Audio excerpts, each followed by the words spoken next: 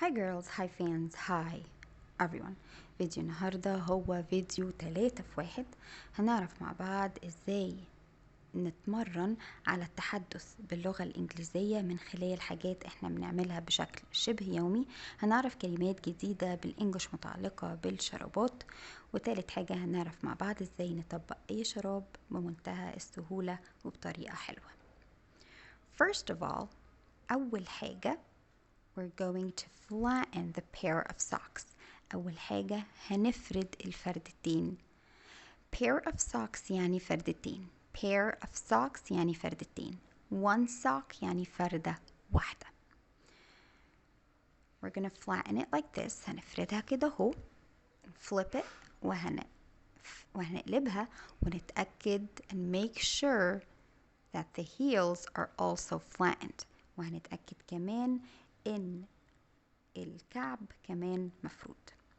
Okay, we're gonna do the same for the second sock. هنعمل نفس الكلام في الفردة التانية.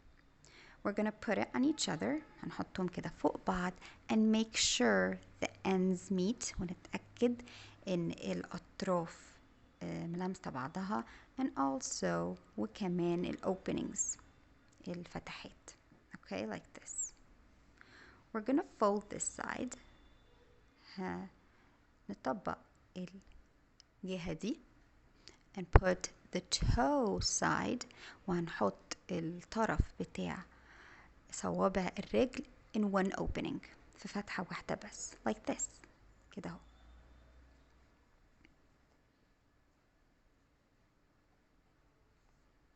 and there you have it. ودلوقتي بقى عندكم a perfectly folded sock.